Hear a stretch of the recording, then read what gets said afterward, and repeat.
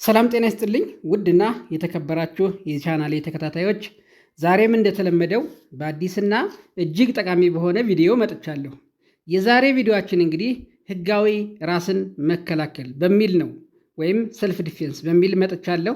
እንግዲህ ህጋዊ ራስን መከላከል ወይም ሰልፍ ዲፌንስ ነው ለማለት መሟላት ያለባቸው መሰረታዊ ነገሮች አሉ።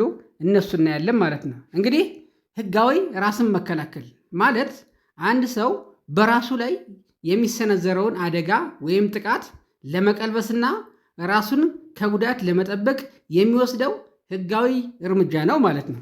እንግዲህ ህጋዊ እርምጃ ከሆነ በህይወታችን ወይም በአካላችን ላይ ሊደርስብን በሚችል አደጋ ላይ የምንወስደው አጸፋዊ ምላሽ ህጋዊ ራስን መከላከል ሆኖ ከተገኘ በወንጀል አያስጠይቅም ማለት ነው። እንግዲህ በወንጀል አያስጠይቅም። ነገር ግን ህጋዊ ራስን መከላከል ነው ለማለት መሟላት ያለባቸው ነገሮች አሉ። በአካላችን ላይ ወይም በህይወታችን ላይ ሊደርስ የመጣን ጥቃት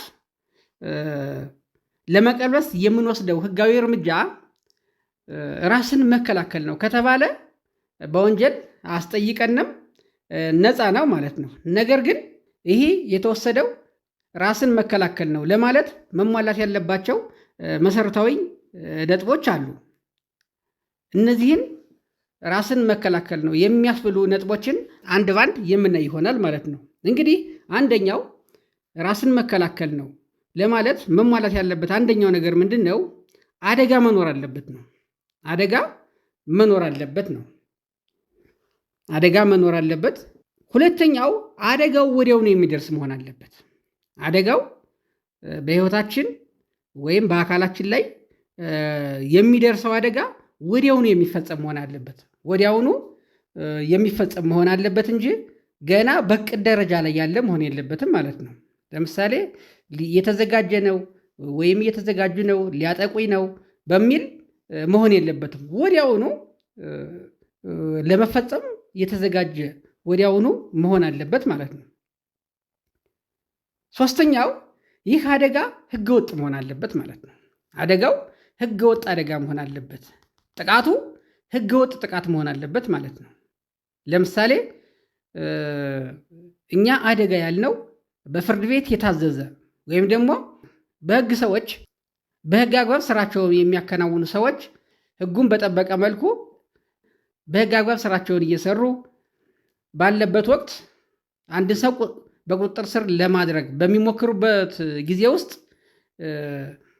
ራስን ለመከላከል ነው በማለት ጥቃት ማድረስ መከላከያ አይሆንም ማለት ነው። እንደ ራስን መከላከል አይሆንም ማለት ነው። አደጋው ምን መሆን አለበት? ህገወጥ መሆን አለበት ማለት ነው። ሶስተኛው ይሄ ነው። አራተኛው አደጋው ከባድ መሆን አለበት።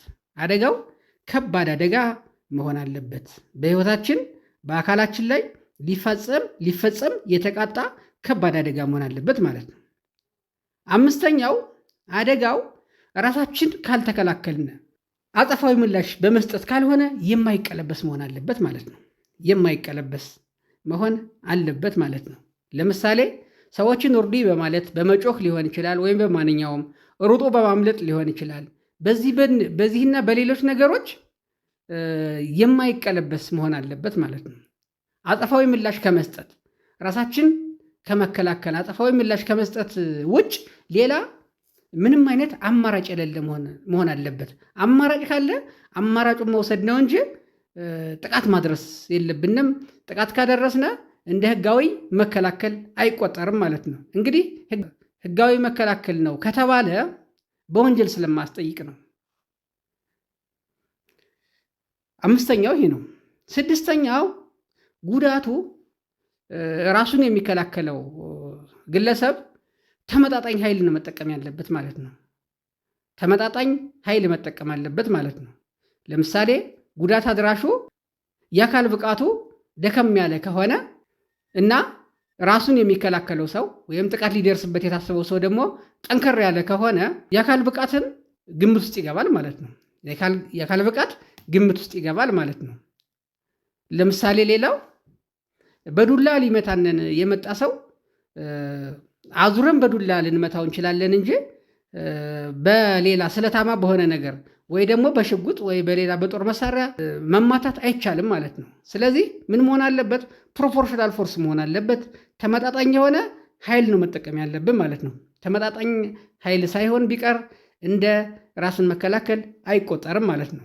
የመጨረሻውና ሰባተኛው አደጋው የደረሰው ራስን ለመከላከል በሚሞክረው ሰው አማካኝነት መሆን የለበትም። ስለዚህ ራሱን የሚከላከለው ሰው በሱ አማካኝነት የመጣ ችግር መሆን የለበትም ማለት ነው። ስለዚህ እነዚህ ነገሮች በአንድ ላይ ከተሟሉ ራስን መከላከል ይሆናል። ስለዚህ አንድ ሰው ሊያጠቃን ሲመጣ አጸፋዊ ምላሽ በምንሰጥበት ጊዜ ቢጎዳብን ወይም ህይወቱም ሊያልፍ ይችላል። ህይወቱ ቢያልፍ በወንጀል የምንጠየቅበት አግባብ የለም ማለት ነው፣ ራስን መከላከል ስለሆነ። እንግዲህ እነዚህ እስካሁን የነገርኳችሁ በፌድሪ የወንጀል ህግ ከአንቀጽ 75 ጀምሮ ተደንግገው ይገኛሉ ማለት ነው። ውድና የተከበራችሁ የዚህ ቻናል ተከታታዮች ይህ ቪዲዮ ጠቃሚ ሆኖ ካገኛችሁት ለጓደኞቻችሁ ሸር አድርጉላቸው። ለዚህ ቻናል አዲስ ከሆናችሁ ሳብስክራይብ ማድረግ እንዳትረሱ። በሌላ ቪዲዮ እስከምንገናኝ ሰላም ሁኑ።